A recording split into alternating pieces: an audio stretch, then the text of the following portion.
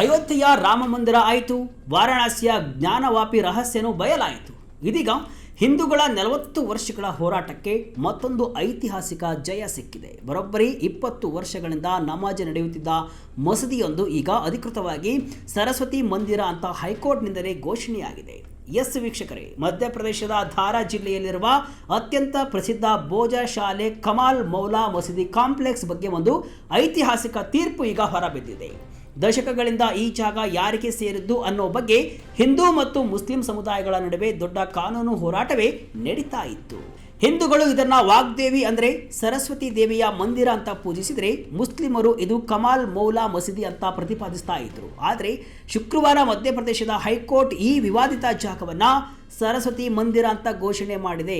ಅಷ್ಟೇ ಅಲ್ಲ, 2003ರಿಂದ ಭಾರತೀಯ ಪುರಾತತ್ವ ಸರ್ವೇಕ್ಷಣಾ ಇಲಾಖೆ ಮಾಡಿದ್ದ ಒಂದು ನಿಯಮವನ್ನ ಕೂಡ ಕೋರ್ಟ್ ರದ್ದು ಮಾಡಿದೆ. ಹಾಗಾದ್ರೆ ಆ ನಿಯಮ ಏನಾಗಿತ್ತು? ಕೋರ್ಟ್ ತನ್ನ ತೀರ್ಪಿನಲ್ಲಿ ಏನು ಹೇಳಿದೆ?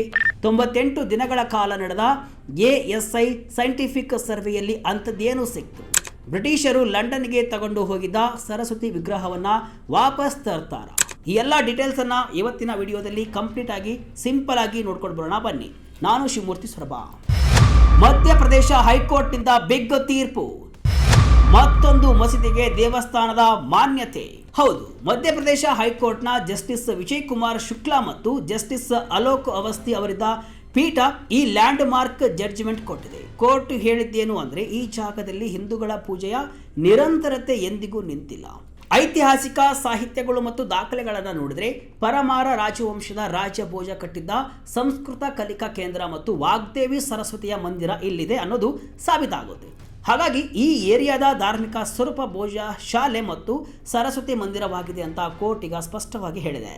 ಇದರ ಜೊತೆಗೆ ಕೋರ್ಟ್ ಇನ್ನೊಂದು ಮಹತ್ವದ ನಿರ್ಧಾರವನ್ನು ತೆಗೆದುಕೊಂಡಿದೆ. ಅದೇ 2003ರ ASI ನಿಯಮದ ಕಾನ್ಸಲೇಷನ್. ಅದೇನಪ್ಪ ಅಂದರೆ, 2023ರಲ್ಲಿ ಸೆಂಟ್ರಲ್ ಗೌರ್ಮೆಂಟ್ ಒಂದು ಆರ್ಡರ್ ಮಾಡಿತ್ತು. ಅದರ ಪ್ರಕಾರ ಪ್ರತಿ ಮಂಗಳವಾರ ಹಿಂದೂಗಳು ಇಲ್ಲಿ ಪೂಜೆಯನ್ನು ಮಾಡಬಹುದು, ಹಾಗೆ ಪ್ರತಿ ಶುಕ್ರವಾರ ಮುಸ್ಲಿಮರು ನಮಾಜನ್ನು ಮಾಡಬಹುದು ಅಂತ ಅವಕಾಶವನ್ನು ಕೊಡಲಾಗಿತ್ತು. ಈ ಜಂಟಿ ಪ್ರಾರ್ಥನೆಯ ವ್ಯವಸ್ಥೆ ಕಳೆದ 20 ವರ್ಷಗಳಿಂದ ಇತ್ತು. ಆದರೆ ಈ ಅರೇಂಜ್ಮೆಂಟ್ ಅನ್ನ ಹೈಕೋರ್ಟ್ ಈಗ ಸ್ಟ್ರೈಕ್ ಡೌನ್ ಮಾಡಿದೆ. ಅಂದರೆ ಇದು ದೇವಸ್ಥಾನ ಅಂತ ಒಪ್ಪಿಕೊಂಡಿರುವಂತಹ ಕೋರ್ಟ್ ಹಿಂದೂಗಳ ಹಕ್ಕುಗಳಿಗೆ ಮನ್ನಣೆಯನ್ನು ಕೊಟ್ಟಿದೆ. ಮುಸ್ಲಿಂ ಸಮುದಾಯಕ್ಕೆ ಕೋರ್ಟ್ ಹೇಳಿದ್ದೇನು? ಮಸೀದಿಗೆ ಪ್ರತ್ಯೇಕ ಜಾಗ ಸಿಗುತ್ತಾ? ಹಿಂದೂಗಳ ಪರವಾಗಿ ತೀರ್ಪು ಕೊಟ್ಟರಂತಹ ಹೈಕೋರ್ಟ್ ಮುಸ್ಲಿಂ ಸಮುದಾಯದ ಧಾರ್ಮಿಕ ಹಕ್ಕುಗಳನ್ನು ಕೂಡ ರಕ್ಷಿಸುವ ಪ್ರಯತ್ನವನ್ನು ಕೂಡ ಮಾಡಿದೆ. ಕೋರ್ಟ್ ತನ್ನ ತೀರ್ಪಿನಲ್ಲಿ ಮಧ್ಯಪ್ರದೇಶ ಸರ್ಕಾರಕ್ಕೆ ಒಂದು ಸಲಹೆಯನ್ನು ಕೊಟ್ಟಿದೆ. ಮುಸ್ಲಿಂ ಸಮುದಾಯದವರು ಮಸೀದಿ ಕಟ್ಟಿಕೊಳ್ಳಲು ಧಾರಾ ಜಿಲ್ಲೆಯಲ್ಲೇ ಯಾವುದಾದರೂ ಸೂಕ್ತವಾದ ಬೇರೆ ಜಾಗವನ್ನು ನೀಡುವಂತೆ ಅರ್ಜಿಯನ್ನು ಸಲ್ಲಿಸಿದರೆ ಸರ್ಕಾರ ಅದನ್ನು ಕಾನೂನುಬದ್ಧವಾಗಿ ಪರಿಶೀಲಿಸಿ ಜಾಗ ಮಂಜೂರು ಮಾಡಬಹುದು ಅಂತ ಕೋರ್ಟ್ ಹೇಳಿದೆ. ಇನ್ನು ಈ ಇಡೀ ಭೋಜಶಾಲೆ ಸ್ಮಾರಕದ ಸಂರಕ್ಷಣೆ ಮತ್ತು ನಿರ್ವಹಣೆಯ ಸಂಪೂರ್ಣ ಕಂಟ್ರೋಲ್ ಅನ್ನು ASI ತನ್ನ ಬಳಿಯೇ ಇಟ್ಟುಕೊಳ್ಳಲಿದೆ ಅಂತ ಕೂಡ ಕೋರ್ಟ್ ರೂಲಿಂಗ್ ಕೊಟ್ಟಿದೆ. ASI ಸರ್ವೆ ರಿಪೋರ್ಟ್ನಲ್ಲಿ ಏನಿದೆ? 2000 ಪುಟಗಳ ವರದಿಯಲ್ಲಿ ಬಯಲಾಯಿತು ಸತ್ಯ. ಈಗ ಈ ಇಡೀ ಕೇಸ್ನ ಹೈಲೈಟ್ ಅಂದರೆ ಅದು ASI ಕೊಟ್ಟಿರುವಂತಹ ಸರ್ವೆ ರಿಪೋರ್ಟ್. ಮಾರ್ಚ್ 11, 2024ರಂದು ಹೈಕೋರ್ಟ್ ಈ ಜಾಗದ ಒರಿಜಿನಲ್ ಕ್ಯಾರೆಕ್ಟರ್ ಏನು ಅಂತ ತಿಳಿಯಲು ಸೈಂಟಿಫಿಕ್ ಸರ್ವೆಗೆ ಆರ್ಡರ್ ಮಾಡಿತ್ತು. ಮಾರ್ಚ್ 22ಕ್ಕೆ ಶುರುವಾದ ಸರ್ವೆ ಬರೋಬ್ಬರಿ 98 ದಿನಗಳ ಕಾಲ ನಡೆದಿತ್ತು. ಎಕ್ಸ್ಕವೇಷನ್, ಇನ್ಸ್ಕ್ರಿಪ್ಷನ್ ಮತ್ತು ಶಿಲ್ಪಗಳು ಎಲ್ಲವನ್ನ ಸ್ಟಡಿ ಮಾಡಿ ಜುಲೈ 15ರಂದು ASI ತನ್ನ 2189 ಪುಟಗಳ ರಿಪೋರ್ಟ್ ಅನ್ನ ಕೋರ್ಟ್ಗೆ ಸಬ್ಮಿಟ್ ಮಾಡಿತು. ಈ ವರದಿಯಲ್ಲಿ ASI ಬಹಳ ಶಾಕಿಂಗ್ ಆದ ವಿಚಾರವನ್ನು ಬಹಿರಂಗಪಡಿಸಿತ್ತು. ಈಗಿರುವ ಕಮಾಲ್ ಮೌಲಾ ಮಸೀದಿಯ ಸ್ಟ್ರಕ್ಚರ್ ಅನ್ನ ಮೊದಲೇ ಇದ್ದಂತಹ ಹಿಂದೂ ದೇವಾಲಯಗಳ ಅವಶೇಷಗಳನ್ನು ಬಳಸಿಕೊಂಡೇ ಕಟ್ಟಲಾಗಿದೆ ಅಂತ ASI ಕ್ಲಿಯರ್ ಆಗಿ ಹೇಳಿದೆ.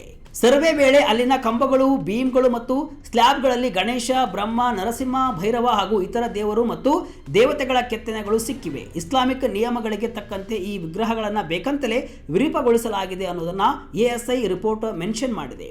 ಈ ಇಸ್ಲಾಮಿಕ್ ನಿಯಮ ಏನಂದ್ರೆ, ಪ್ರಾರ್ಥನಾ ಮಂದಿರದಲ್ಲಿ ಮನುಷ್ಯ ಅಥವಾ ಪ್ರಾಣಿಗಳ ಚಿತ್ರ ಇರಬಾರದು.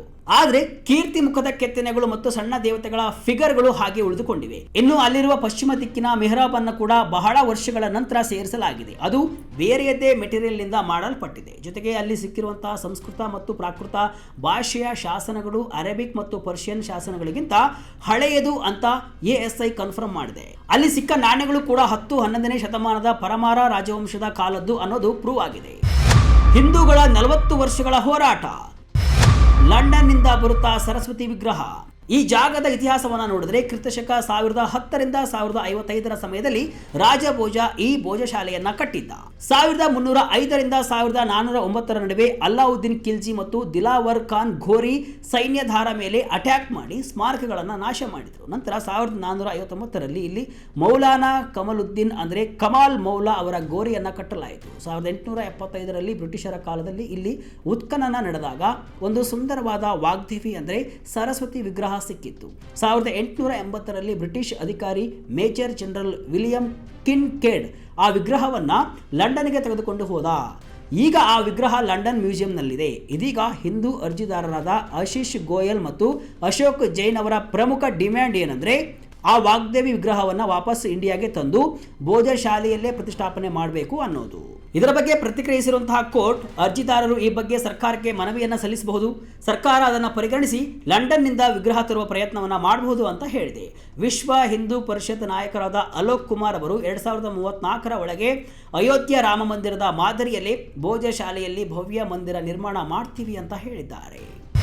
ಮುಸ್ಲಿಂ ಮತ್ತು ಜೈನರ ವಾದಗಳೇನು? ಈ ಎಎಸ್ಐ ರಿಪೋರ್ಟ್ ಮತ್ತು ಕೋರ್ಟ್ ತೀರ್ಪನ್ನು ಮುಸ್ಲಿಂ ಅರ್ಜಿದಾರರು ಸಂಪೂರ್ಣವಾಗಿ ವಿರೋಧಿಸಿದ್ದಾರೆ. ಮೌಲಾನಾ ಕಮಲುದ್ದೀನ್ ವೆಲ್ಫೇರ್ ಸೊಸೈಟಿಯ ಅಧ್ಯಕ್ಷರಾದ ಅಬ್ದುಲ್ ಸಮದ್ ಅವರು ಎಎಸ್ಐ ರಿಪೋರ್ಟ್ ಒಂದು ಬಯಾಸ್ಡ್ ರಿಪೋರ್ಟ್, ಹಿಂದೂಗಳ ಪರವಾಗಿ ರಿಪೋರ್ಟ್ ರೆಡಿ ಮಾಡಲಾಗಿದೆ. 1903ರಲ್ಲಿ ಬ್ರಿಟಿಷರ ಎಎಸ್ಐ ಸರ್ವೆಯಲ್ಲಿ ಇದು ಕಮಾಲ್ ಮೌಲಾ ಮಸೀದಿ ಅಂತ ದಾಖಲಾಗಿದೆ. 1935ರಲ್ಲಿ ದಾರಾ ಆಡಳಿತಗಾರರು ಇಲ್ಲಿ ನಮಾಜ್ ಮಾಡಲು ಅಲಾನ್ ಕೂಡ ಹೊರಡಿಸಿದ್ರು. ಇದು ಮಸೀದಿ ಇಲ್ಲೇ ನಮಾಜ್ ಮುಂದುವರಿಯುತ್ತೆ ಅಂತ ವಾದವನ್ನು ಕೂಡ ಮಾಡಿದ್ದಾರೆ. ಅಷ್ಟೇ ಅಲ್ಲ, ಅಲ್ಲಿ ಸಿಕ್ಕ ಕಲ್ಲುಗಳು ದೇವಸ್ಥಾನದಲ್ಲ, ಅದು ರಾಜ ಭೋಜನ ಅರಮನೆಯ ಅವಶೇಷಗಳು ಅಂತ ಮುಸ್ಲಿಂ ಕಡೆಯವರು ಹೇಳ್ತಿದ್ರು. ಇದೇ ವೇಳೆ ಜೈನ ಸಮುದಾಯದ ಅರ್ಜಿದಾರರು ಕೂಡ ಒಂದು ಹೊಸ ಕ್ಲೈಮ್ ಮುಂದಿಟ್ರು. ಅಲ್ಲಿ ಸಿಕ್ಕಿರುವಂತಹ ವಿಗ್ರಹ ಜೈನ ದೇವತೆ ಅಂಬಿಕಾಗೆ ಸೇರಿದ್ದು, ಮೌಂಟ್ ಅಬುವಿನಲ್ಲಿರುವಂತಹ ದೇವಸ್ಥಾನದ ಆರ್ಕಿಟೆಕ್ಚರ್ಗೂ ಇಲ್ಲಿಗೂ ಹೋಲಿಕೆ ಇದೆ ಅಂತ ಅವರು ವಾದಿಸಿದ್ರು. ಆದರೆ ಈಗ ಮಧ್ಯಪ್ರದೇಶ ಹೈಕೋರ್ಟ್ ಎಲ್ಲವನ್ನೂ ಕೂಡ ಬಿಟ್ಟು ಜಾಗವನ್ನ ಸರಸ್ವತಿ ಮಂದಿರ ಅಂತ ಘೋಷಣೆ ಮಾಡಿದೆ. ಮುಂದೆ ಮುಸ್ಲಿಂ ಸಮುದಾಯದವರು ಸುಪ್ರೀಂ ಕೋರ್ಟ್ಗೆ ಹೋಗುವ ನಿರೀಕ್ಷೆ ಇದೆ.